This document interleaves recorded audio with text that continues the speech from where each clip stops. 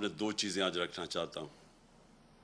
ایک بجٹ کا آپ کے اوپر کیا اثرات ہوں گے، بڑا مختصر، کیونکہ زیادہ تفصیل میں تو ہمارے شوکت ترین جو ہمارے فائنانس کو ہینڈل کرتے ہیں وہ آپ کو بتائیں گے. لیکن میں آپ کو صرف ایک بجٹ میں جو آپ اس ملک کے اوپر آگے کیا اثر ہوگا، اور دوسرا جو سب سے خطرناک چیز ہوئی ہے اس ملک کے ساتھ، اس کے اوپر بات کروں گا. جو انہوں نے نیب کی امینڈمنٹس کے نام پہ ہمارے پاکستان کو ادھر یہ لے گئے ہیں کہ مجھے خوف ہے کہ یہ ایک جو کہتے ہیں نا فیلڈ سٹیٹ، ایک ملک جو تباہی کی طرف انہوں نے دھکیل دیا ہے. وہ میں صرف دو چیزوں کے پر آج بات کروں گا.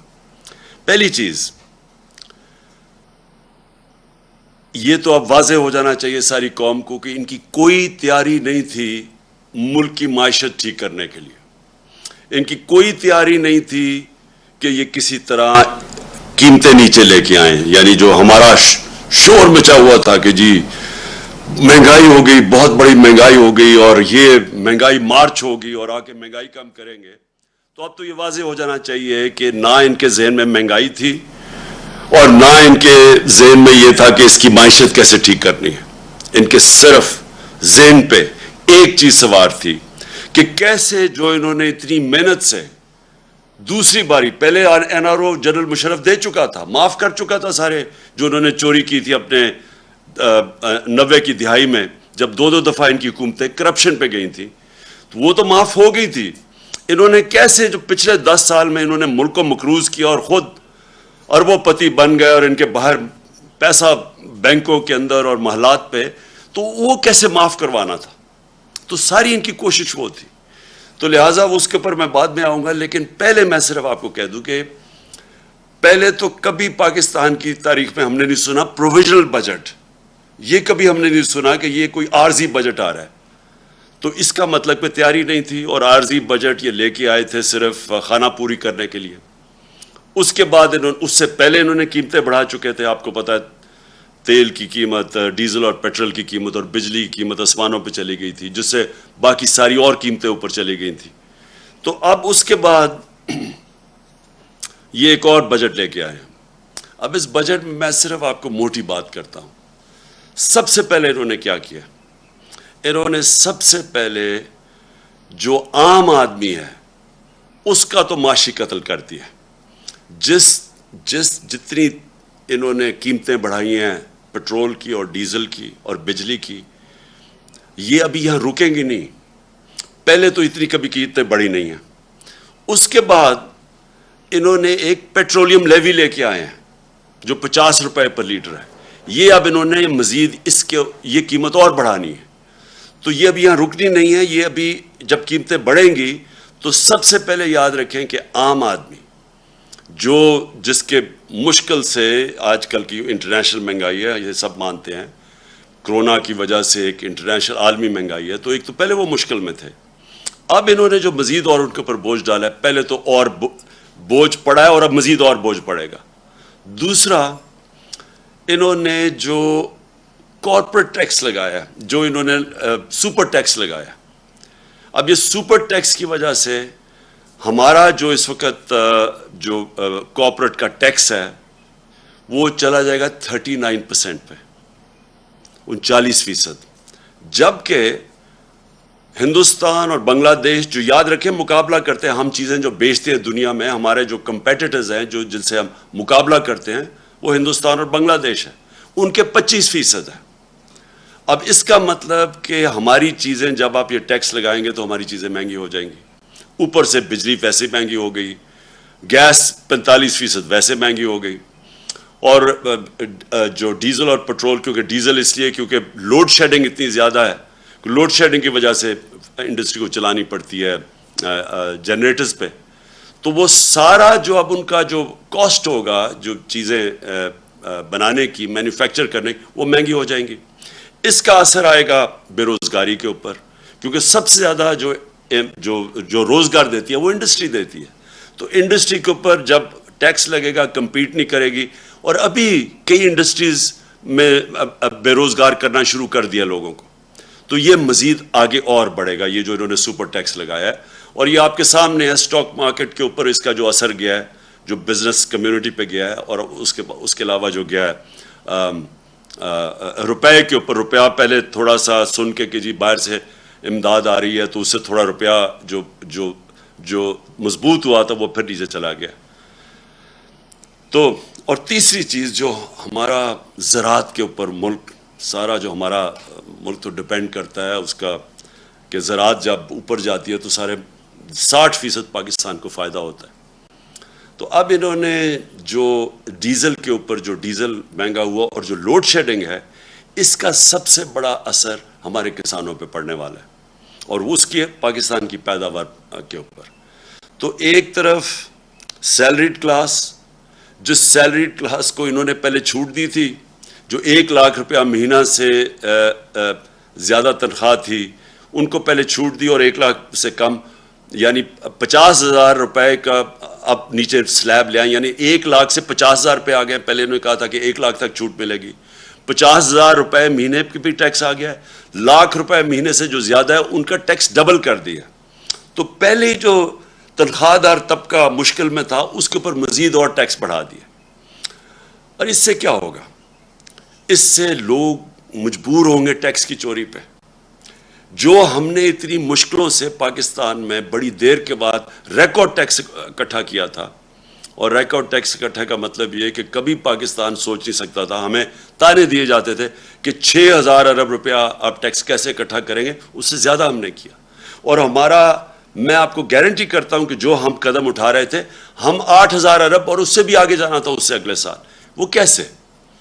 ہم وہ جو موجودہ لوگ ہیں انہی کے اوپر بوجھ نہیں ڈالنا چاہتے تھے، ہم ٹیکس بیس بڑھانا چاہتے تھے.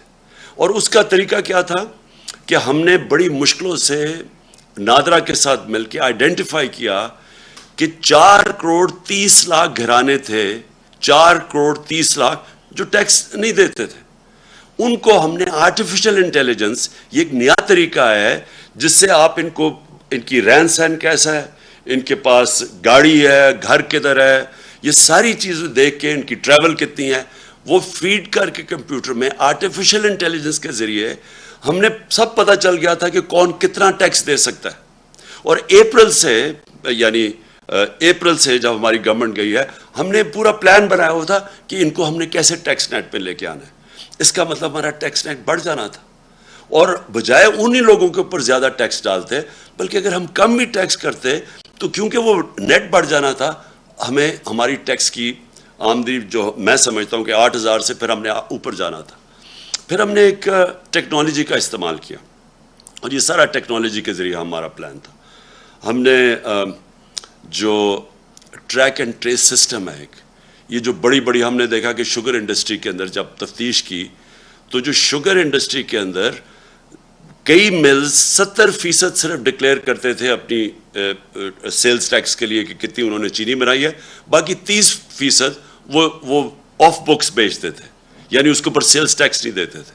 اس کے لیے ہم ٹریک اینڈ ٹریس سسٹم لے کے آئے کہ ایک ایسا سسٹم ہے کہ اس کے ذریعے ہر بوری کے اوپر وہ لگتا ہے، تو بیٹھے ہمیں پتہ چل جاتا ہے کہ کتنا انہوں نے پروڈیوس کیا اور کتنا وہ بیچ رہے ہیں. یعنی یہ جو چوری ہے سیلز ٹیکس کی، اس کو ختم کرنے کے لیے سسٹم لے کے آئے تھے. 20 انڈسٹریز کو ہم نے چنا تھا، 3 پہ ہم شروع کر دیا تھا ٹریک اینڈ ٹریس سسٹم، اور ہمارا پلان تھا کہ 20 تک ہم پہنچیں گے. تو ہم نے جو اپنا ٹیکس تھا اس طرح بڑھانا تھا، ٹیکس کی چوری کم کر کے. پھر جو ریٹیل سیکٹر، دکانیں جو ہیں، اس وقت جو دکانوں کا جو ٹوٹل دکانوں کی جو پیسہ دکانوں سے بنتا ہے، یعنی جو ان کا جو ٹوٹل ٹرن اوور ہے وہ 20,000 ارب روپیہ ہے، اور جو ٹیکس دیتی ہیں دکانیں وہ صرف اس میں سے 4,000 ارب دیتی ہیں. تو ہم ٹیکنالوجی کا استعمال کر کے باقی دکانوں کو بھی ٹیکس نیٹ میں لانا چاہتے تھے. تو کوشش کیا کر رہے تھے کہ ٹیکس نہ ہم بڑھائیں، ہم ٹیکس بیس بڑھائیں اور اس سے ہم پیسہ اکٹھا کریں، اور انشاءاللہ اس پہ ہم ٹارگٹ پہ جا رہے تھے اللہ کے فضل سے، جس طرح ہماری ریکارڈ ٹیکس کلیکشن ہوئی. اور کیونکہ ہم نے بوجھ نہیں ڈالا اپنی انڈسٹری کے اوپر، ریکارڈ پرفارمنس تھی ہماری انڈسٹری کی، ہماری ریکارڈ ایکسپورٹس تھی. ٹیکسٹائل نے ریکارڈ ایکسپورٹس کی. ٹیکسٹائل سیکٹر جو بند ہو رہا تھا جب ہماری گورنمنٹ آئی ہے، اور پوچھ سکتے ہیں فیصل آباد میں، وہ ٹیکسٹائل میں مزدور نہیں ملتے تھے ٹیکسٹائل انڈسٹری کے لیے، اور اس لیے وہ آگے جا رہی تھی. تو انہوں نے جو اب سٹیپس لگائے ہیں، یہ جو ہماری ساری، اور زراعت میں بات کر رہا ہوں کہ ریکارڈ پروڈکشن تھی، 4.4% پہ ہماری زراعت بڑھ رہی تھی. اور یہ ساری چیزیں، یہ میں نہیں کہہ رہا، یہ پاکستان کی اکنامک سروے کے اندر تھی. جو ہماری اکنامک سروے کی یہ ریزلٹس ہیں، آپ دیکھ سکتے ہیں، وہ یہ گورنمنٹ نے دی ہے، ہم نے نہیں دی. اس گورنمنٹ نے جو اکنامک سروے ہے اس کے اندر یہ سب کچھ لکھا ہوا ہے. سروس سیکٹر بڑھ رہا تھا، انڈسٹری بڑھ رہی تھی، زراعت بڑھ رہا تھا، آئی ٹی ایکسپورٹس بڑھ رہی تھی، جو فیوچر ہے پاکستان کا ٹیکنالوجی کی، آئی ٹی کا، جو ہم نے بڑے انسینٹیوز دیے تھے. تو ادھر سے انہوں نے آ کے، جب سے یہ آئے، پہلے تو پھر سے میں کہتا ہوں تیاری نہیں تھی. مارکیٹ کو پتہ چل گیا ان کی تیاری نہیں ہے. روپے تیزی سے گرنا شروع ہو گیا. 178 روپیہ ڈالر تھا جب انہوں نے نو کانفیڈنس موشن کی ہے. اس کے بعد وہ گر کے آج 210 212 کے قریب ہے. اور اس کی ابھی اثرات آنے ہیں. میں پھر سے آپ کو کہہ رہا ہوں کہ جب روپیہ گرتا ہے تو اور جتنی چیزیں باہر سے لیتی وہ اور مہنگی ہو جاتی.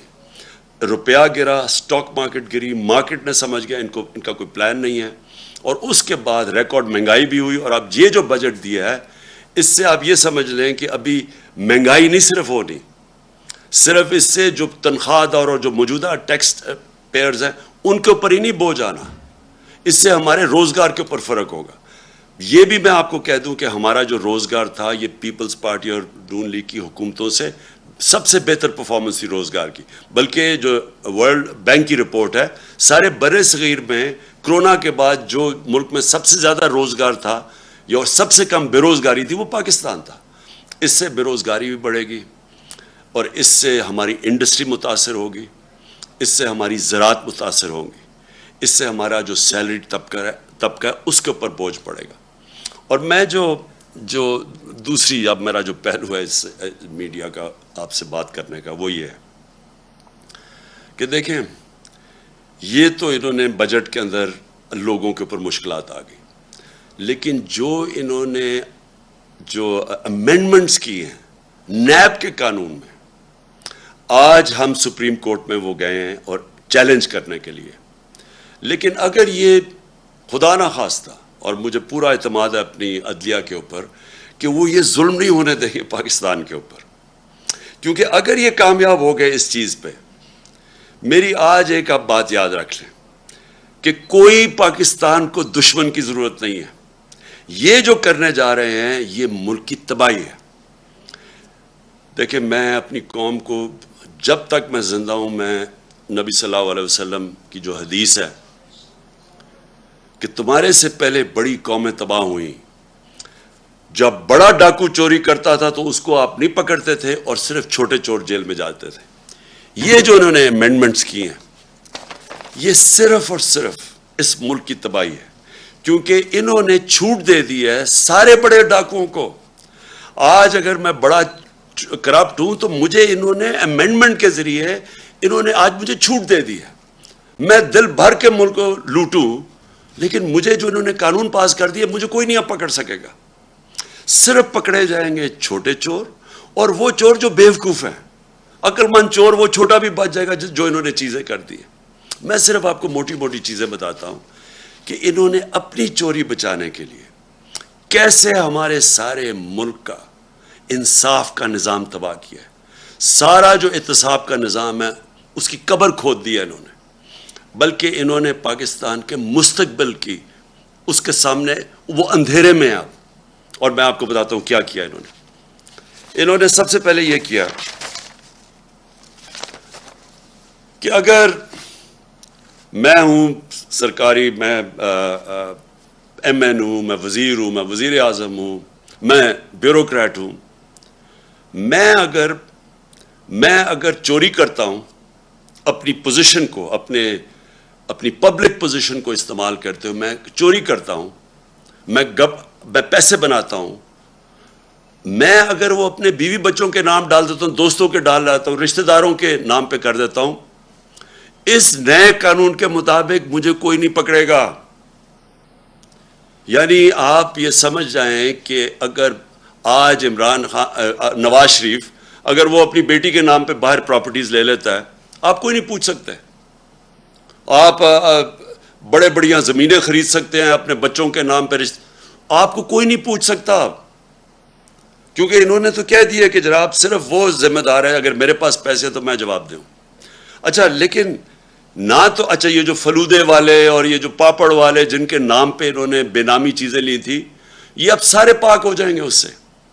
پھر اگر فیک اکاؤنٹس میں پیسہ آ بھی گیا اور پوچھ لیا ان سے, تو پوچھیں گے کیا کہ اگر مثلا 1 ارب روپیہ میرے اکاؤنٹ میں آ گیا, لیکن وہ میں نے سارا یا خرچ کر دیا یا باہر بھیج دیا یا اس سے عموماً ہوتا کیا, جب آپ زیادہ پیسہ بناتے ہیں, یا یہ جو بڑے بڑے ڈاکو ہیں, ان کا اصل میں نقصان کیا کرتے ہیں یہ, کیونکہ ان کی چوری زیادہ ہوتی ہے.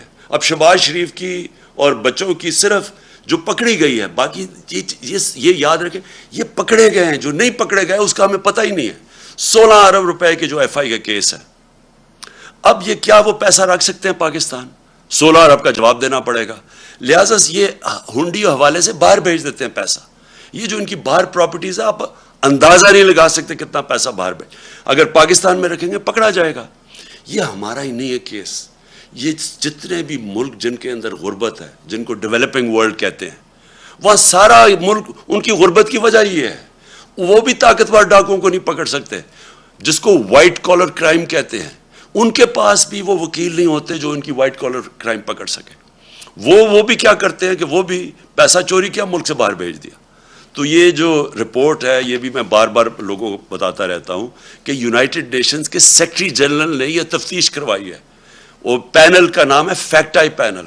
اس کے مطابق 1700 ارب روپیہ ہر سال غریب ملکوں سے جاتا ہے امیر ملکوں میں اور آف شور اکاؤنٹس پہ, اور بڑے بڑے ان کے محلات لینے کے لیے, جس طرح لندن میں مے فیئر کے اندر بڑے بڑے نواز شریف جن محلوں میں رہتا ہے, اس طرح ساری غریب ملکوں سے ان کے پیسے والے لوگ, ان کے وزیر, وہ سارے یہ کر رہے ہیں. اس لیے ہر سال غریب ملک غریب ہوتے جاتے ہیں, کیونکہ اس طرح کے بیٹھے ہوئے ہیں جو زرداری اور شریف, یہ ملک سے پیسہ باہر بھیج دیتے ہیں. تو اب انہوں نے کیا کیا ہے کہ پہلے تو انہوں نے کہا نا کہ جی اگر وہ مثلا پاپڑ والے کے نام یا وہ مقصود چپراسی کے نام پہ ہیں تو آپ پوچھ نہیں سکتے, پہلے تو یہ آ گیا. دوسری چیز کہ اگر آپ کا پیسہ باہر پڑا ہے اور آپ اس گورنمنٹ سے پوچھتے ہیں یا بینک سے پوچھتے ہیں جی بتائیں یہ پاکستانیوں کا پیسہ باہر پڑا ہے, اور وہ ہمیں بتاتے ہیں کہ ہاں جی اتنے پیسے باہر پڑے ہیں, یا فلانے آدمی کا بینک میں اتنے پیسے پڑے ہیں.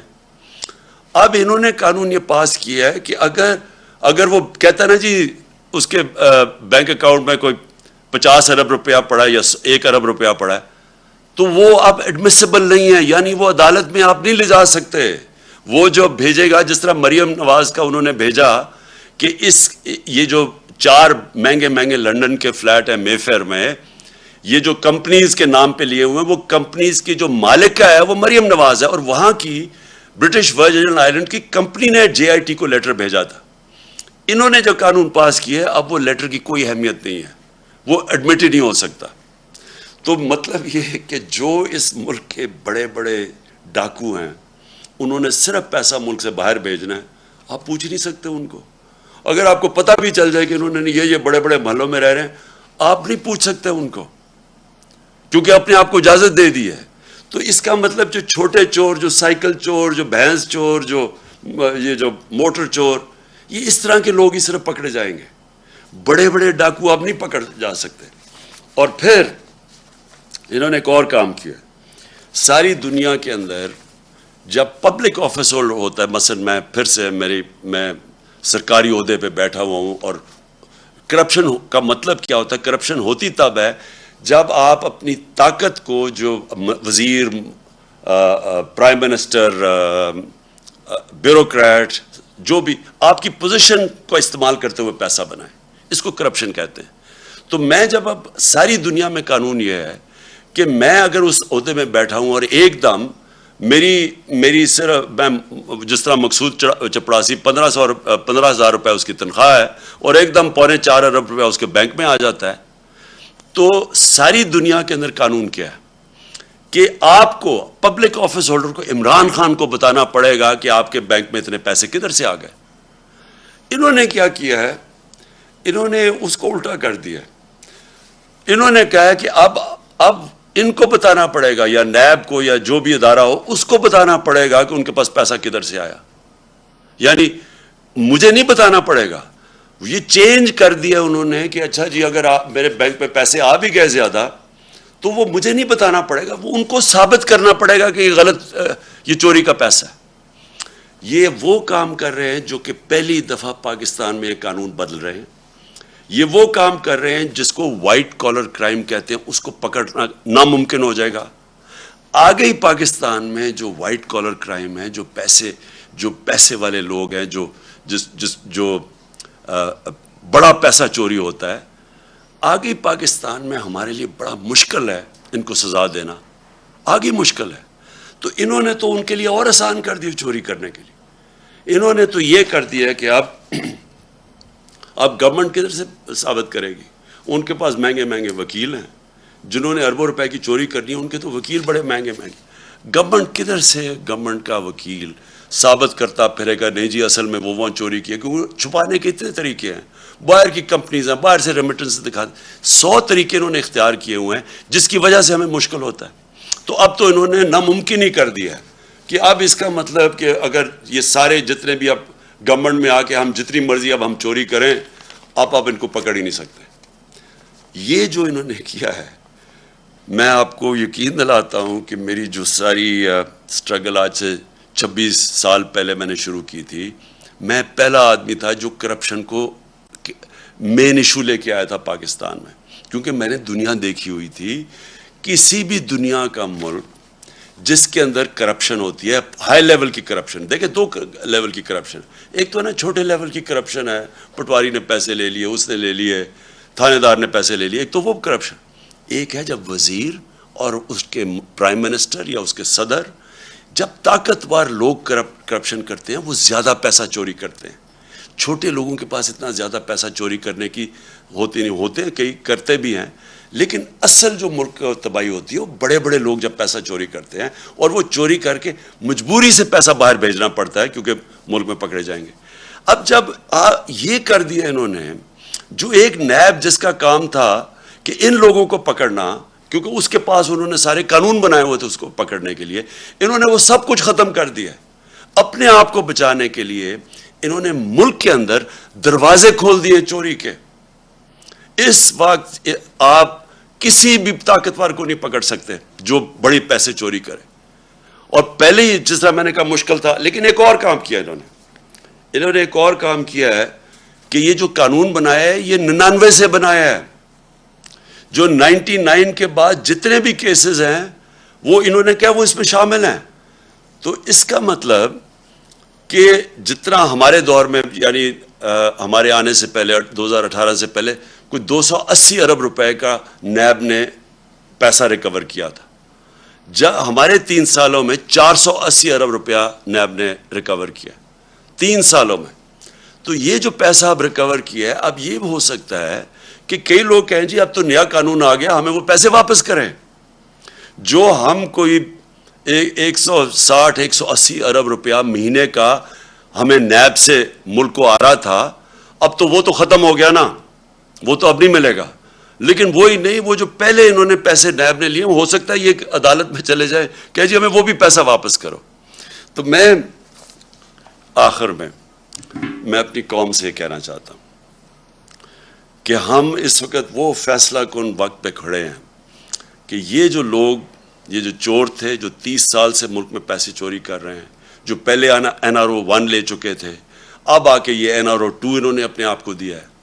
ہم نے جس طرح کہا سپریم کورٹ میں ہم چیلنج تو کر رہے ہیں, لیکن اگر یہ کامیاب ہو جاتے ہیں اور یہ قانون رہ جاتے ہیں, آپ یہ سمجھ جائیں کہ پاکستان ایک بنانا ریپبلک بن جائے گا. ابھی تو ہم کہتے ہیں نا بننے جا رہے ہیں. بنانا ریپبلک کیا ہوتا ہے؟ بنانا ریپبلک وہ ہوتا ہے جدھر طاقتور کے لیے ایک قانون ہوتا ہے اور کمزور کے لیے دوسرا. بنانا ریپبلک وہ ہوتا ہے جدھر رول آف لا نہیں ہوتا, یعنی قانون کی حکمرانی نہیں ہوتی, مائٹ از رائٹ ہوتی ہے, جس کی طاقت وہ جو مرضی کر لے. ادھر جا رہا ہے پاکستان. ایک طرف ہم نے ٹیکس لگا دیے لوگوں کے اوپر, تنخواہ دار لوگوں کے اوپر, اپنی کارپوریٹ کے اوپر ٹیکس لگا دیے, کسانوں کے اور عام آدمی کے لیے ڈیزل, پٹرول, بجلی وہاں تک پہنچا دیا ہے کہ ان کے لیے اب مشکل ہوگا گزارا کرنا.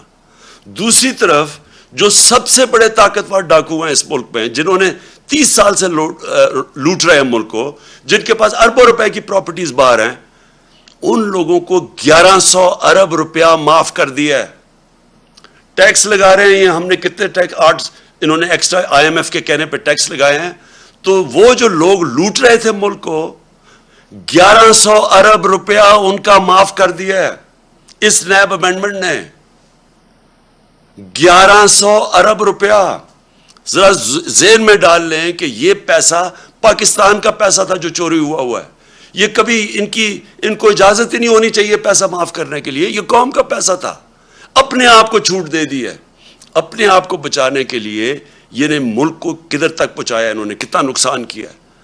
تو اس لیے ساری قوم کو، میں آج ساری قوم سے اپیل کر رہا ہوں.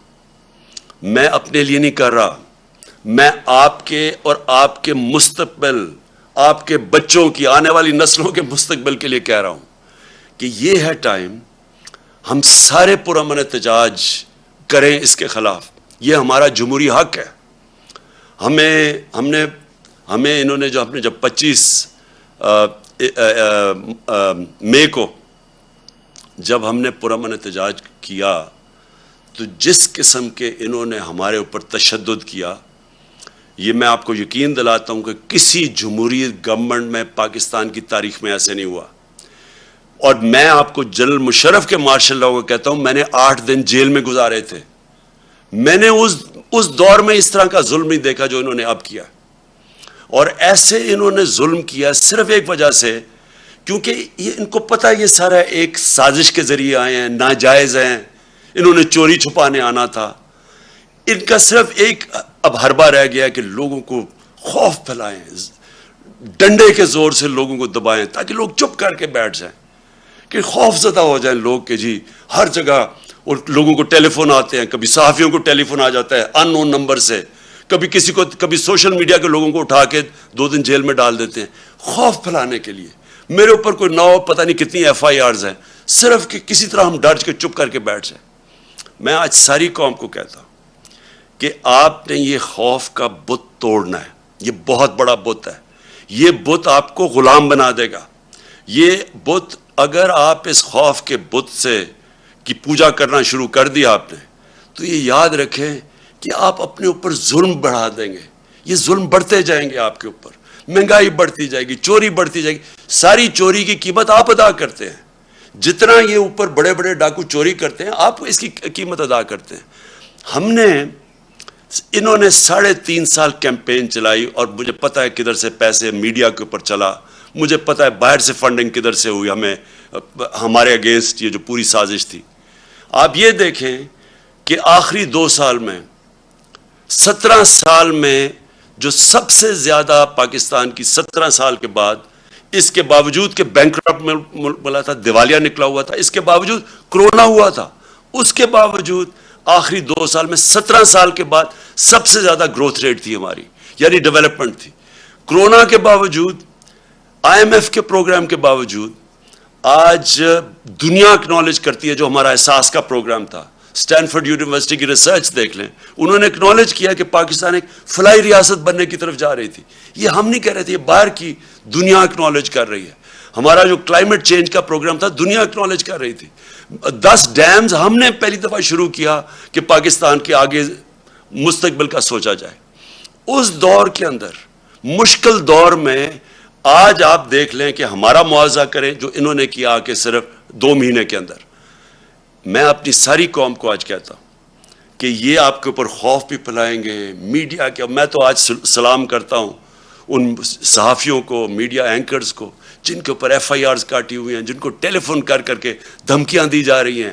میڈیا آنرز کو میں ان کو سلام کرتا ہوں، جو 2-3-4 میڈیا آنرز جو آج کھڑے ہوئے ہیں، اس کے باوجود کہ دھمکیاں ملتی ہیں، اس کے باوجود آج کھڑے ہیں اور حق اور سچ پہ کھڑے ہیں. میں آج اپنی ساری قوم کو کہنا چاہتا ہوں، آپ نے اس طرح کے لوگوں کے جتنے یہ آپ کو ڈرانے کی کوشش اور ظلم کرنے کی کوشش، اس سے نہ گھبرائیں. وقت آ گیا سٹینڈ لینے کا. میں آپ سب کو دعوت دیتا ہوں کہ اگلی ہفتے کی شام کو اگلے ہفتے کی شام کو میں ایک بڑا پروٹیسٹ جلسہ کر رہا ہوں پریڈ گراؤنڈ میں، اور یہ ہوگا صرف پنڈی اور اسلام آباد سے میں لوگوں کو یہاں اکٹھا کر رہا ہوں۔ باقی پشاور میں اور پنڈی لاہور میں، کراچی میں، ملتان میں، ہمارے جو بڑے بڑے شہر ہیں، ان سارے شہروں کے اندر، فیصل آباد میں خاص طور پہ، آج فیصل آباد میں جدھر مشکلوں کا سامنا کرنا پڑا ہے، میں ساروں کو کہہ رہا ہوں کہ آپ نے وہاں جلسے کرنے ہیں ہفتے کی رات کو، اور میں انشاءاللہ کروں گا پریڈ گراؤنڈ میں جلسہ۔ میں چاہتا ہوں کہ بھرپور طریقے سے آپ شرکت کریں، اور پھر سے آپ شرکت کریں، میرے لیے نہیں، اپنے لیے، اپنے ملک کے لیے، اپنے بچوں کے مستقبل کے لیے۔